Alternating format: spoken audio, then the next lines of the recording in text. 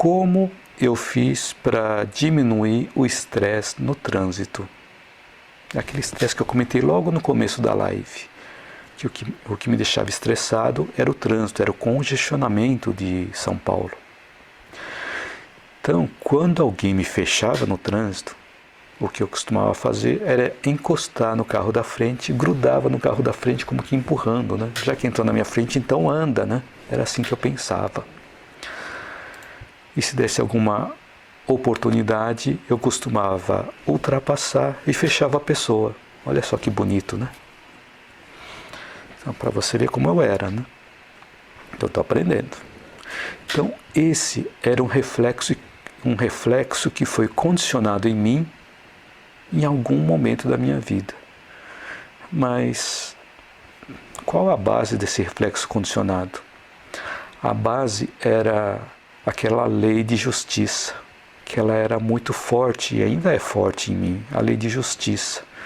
Eu venho trabalhando em mim também essa lei de justiça. A lei de justiça que nós conhecemos, inicialmente, né, antes da gente aprender as outras coisas, nós aprendemos a lei de Talião, que vem do Código de Hammurabi, utilizado também no Velho Testamento. É o olho por olho e dente por dente. E Gandhi, ele complementou essa frase. Ele falou assim: olho por olho e dente por dente, e o mundo acabará cego e banguela. Realmente, se todo mundo seguir essa lei, olho por olho e dente por dente, não vai sobrar ninguém com os olhos e com dentes, né? Só que naquela época eu achava que eu estava fazendo certo, porque eu seguia essa lei, olho por olho, dente por dente. Fez, tem que pagar. Bateu, vai tomar de volta, né? Então eu pensava dessa forma. Olha só a ideia. E às vezes meu pai estava comigo e ele falava assim: um dia você vai se dar mal. E a minha esposa também falava: isso era necessário? Estudando livros, assistindo aulas, palestras, eu me deparei com um detalhe na lei de justiça, amor e caridade. Então essa lei de justiça, amor e caridade, ela é uma única lei. E quando nós aplicamos aos outros, normalmente só lembramos uma parte dessa lei, que é a de justiça. Esquecemos das outras partes, amor e caridade. Então, se a justiça estiver separada de amor e caridade, ela não é a lei natural, não é a lei de Deus. Então, essa parte do exercício foi um exercício diário que acontecia comigo e eu precisava incluir essa lei no meu dia a dia. Então, essa parte foi um exercício diário e não aconteceu essa mudança da noite para o dia. Então, eu busquei raciocinar melhor, porque as minhas ações no trânsito estavam muito ligadas às respostas relacionadas às minhas emoções, que eram disparadas por gatilhos mentais e reflexos condicionados. Então fui entendendo pouco a pouco que a pessoa que me fechou no trânsito poderia estar com pressa ou poderia estar no momento que precisava resolver algo urgente ou de repente a pessoa não me viu. Então eu precisava ter esse entendimento também. Já aconteceu comigo, por várias vezes, eu fechar alguém no trânsito, ou porque eu não vi o outro carro, ou porque eu estava distraído, ou porque eu precisava entrar na rua e entrar numa rua e precisava fechar a pessoa para poder entrar nessa rua.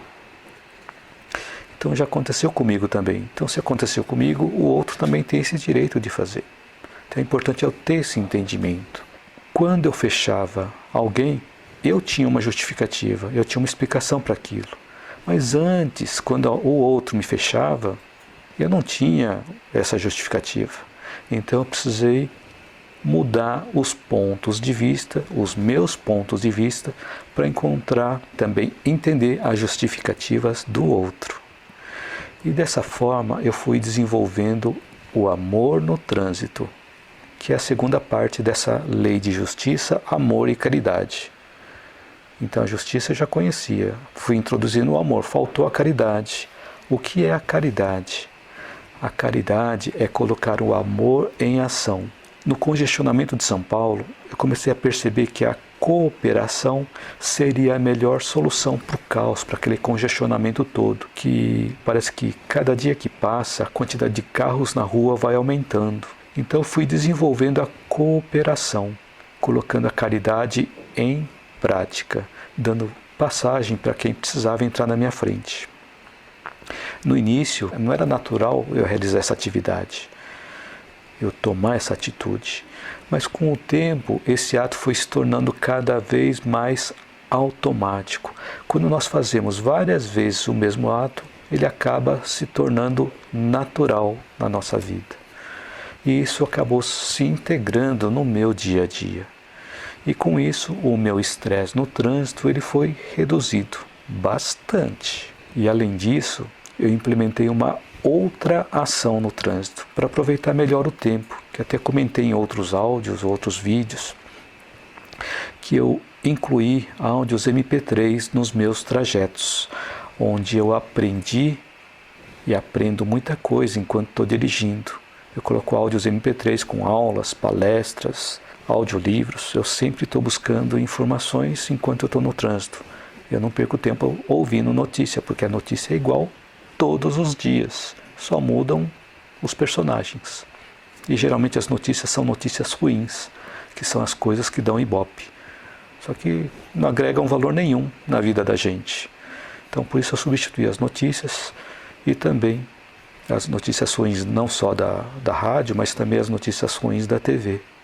Faz vários meses que eu não assisto notícias. De vez em quando eu vejo o portal pela internet, o portal do UOL, o portal de alguma outra web, vejo algumas notícias rápidas e só.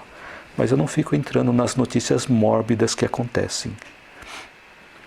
E isso acaba chamando a atenção de muitas pessoas que gostam desse tipo de conteúdo. Mas eu vejo que para mim não me atende. Por isso eu não costumo assistir. Então, conforme eu fui introduzindo essas atitudes na minha vida, percebendo como que eu poderia me estressar menos no trânsito e poder utilizar o tempo do trânsito para eu aprender alguma coisa, o foco não passou a ser mais o congestionamento. O foco passou a ser os audiolivros, as palestras, as aulas que eu ouvia em MP3 no carro.